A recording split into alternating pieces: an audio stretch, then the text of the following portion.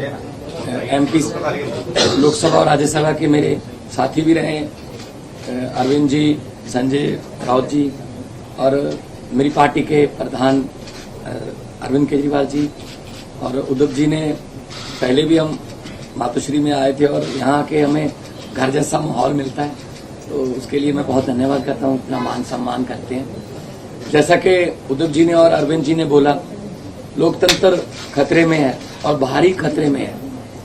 कैसे इलेक्टेड की जगह सिलेक्टेड लोग जो हैं वो जनता को चलाते हैं, वो सरकारें चलाते हैं, जबकि लोकतंत्र का मतलब है इलेक्टेड। ये गवर्नर है सिलेक्टेड। तो एलजी कौन बनाता है? एलजी की कभी एलजी ने कोई जनता से कोई गवर्नर ने किसी जनता से कोई मैंडेट लिया? नहीं लिया। अपनी मर्जी का गवर्नर लगा दिया, तंग करो चुनी हुई सरकार को। अगर सरकार इनकी नहीं बनी, हमें भी बजट सेशन के लिए सुप्रीम कोर्ट आना पड़ा। हमारे तो गवर्नर साहब इस बात से भी मुकर गए थे बजट सेशन में कि मैं माई गवर्नमेंट नहीं कहूंगा। तो हमने कहा जी माई गवर्नमेंट क्यों नहीं कहोगे आप? आपकी गवर्नमेंट, आपके सम्मान किया आपने, तो भाषण जो लिखा है वो तो पढ़ना पड़ेगा आपको, वो तो संविधान में है। इसके लिए भी हमें सुप्रीम कोर्ट से ऑर्डर लेना पड़ा कि आपको माई गवर्नमेंट कहना पड़ेगा, वरना दिस गवर्नमेंट कहने वाले थे। दिस गवर्नमेंट मतलब जो राजभवन है पूरे देश में वो बीजेपी के हेड ऑफिस बन गए हैं। जो गवर्नर है वो स्टार कैंपेनर बन गए हैं बीजेपी के। ये लोकतंत्र नहीं है। गुलदस्ते में एक ही तरह के फूल नहीं हो सकते। भारत एक गुलदस्ता है, हर फूल का अपना अपना रंग है, हर फूल की अपनी खुशबू है। तो एक माला की तरह भारत है, हर माला का मन का जो है वो अलग अलग रंग का है। लेकिन ये चाहते हैं हमारा ही हो सब कुछ, हमारा ही हो सब कुछ, हम ही राज करें। जैसा कि अरविंद जी ने बताया, अगर जीत के नहीं आते, इलेक्शन से नहीं आते, तो बाई इलेक्शन से आ जाते हैं। अगर बाई इलेक्शन से ना आए तो खरीद लेते हैं। तो देश के लिए लोकतंत्र जो है, जैसा कि अदूर जी ने कहा कि विपक्ष नहीं है हम तो देश को प्यार करने वाले लोग हैं। असल में असली जो विरोधी हैं देश के वो हैं जो देश को चला रहे हैं, जो लोकतंत्र की हत्या कर रहे हैं, जो हर रोज धज्जियां उड़ा रहे हैं लोकतंत्र की। तो दिल्ली की, उसके बाद आपको सुन के ताजुब होगा, 2015 में शक्तियां छीन ली, तब 67 सीट आई थी 70 में से। शक्तियां ना होने के बावजूद भी अरविंद जी ने काम किए अपने दृढ़ इरादों से, क्योंकि उड़ान जो है वो हौसलों से होती है, वो पंखों से नहीं होती। तो शक्तियां छीनने के बाद भी काम किए। 2020 में दोबारा शक्ति दी लोगों ने, 63 सीट्स। अब इनको यही दिक्कत है कि हम लोग अब एमसीडी भी हार गए। अब इनको ये लगता है कि हम धीरे धीरे देश में हारना शुरू कर चुके हैं।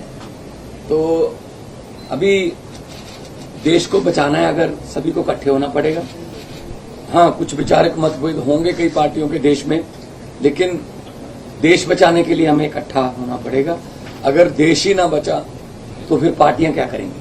पार्टियों का प्रधान बन के, मुख्यमंत्री बन के क्या करोगे जब देश ही ना रहा? 24 में अगर ये आ गए, ये संविधान बदल देंगे।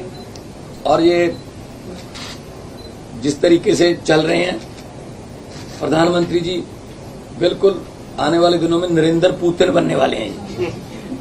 हाँ, ये इलेक्शन ही कराएंगे, ये कहेंगे 35 साल की मैं ही हूँ, बस 40 साल की लिए मैं ही हूँ। तो ये उन राहों पर चल रहे हैं। तो ये बहुत खतरनाक है। देश का लोकतंत्र जो है, देश के शहीदों ने अपना खून का कतरा कतरा, हमारे पुरखों ने कतरा कतरा खून का बहा के ये देश हमको लेके दिया था। ये किसी के बाप की जागीर नहीं है कि ये देश के मालिक बन के बैठ गए। इनकी कोई कुर्बानी, देश को आजाद करवाने में इनका कोई योगदान नहीं है, लेकिन जो आजादी के परवाने थे उन्होंने देश लेके दिया। और देश को ये किन हाथों में बेच रहे हैं, कैसे हर रोज बैंक बिक रहे हैं, रेल बेच दी, तेल बेच दिया, एयरपोर्ट बेच दिया, सब कुछ बेच दिया। कैसे जो जुडिशरी को तंग किया जा रहा है। तो हम उद्धव जी के पास इसलिए आए हैं कि क्योंकि ये भी पीड़ित हैं उस जो कुल्हाड़ी लेके बैठे हैं ये दिल्ली में, वो सब पे चलती है। तो इसके लिए हम सबको इकट्ठा होकर देश को बचाने वाली पीढ़ियां हमसे सवाल पूछेंगी, जब लोकतंत्र खत्म हो रहा था तो आप क्या कर रहे थे? कम से कम हम जवाब देने के लायक रहेंगे कि हम कोशिश कर रहे थे। हम इनके बाद इनके विरुद्ध इकट्ठे हो रहे थे, हम लोगों को 140 करोड़ लोगों को ये बात मीडिया के जरिए अपनी अपनी भाषा में समझा रहे थे।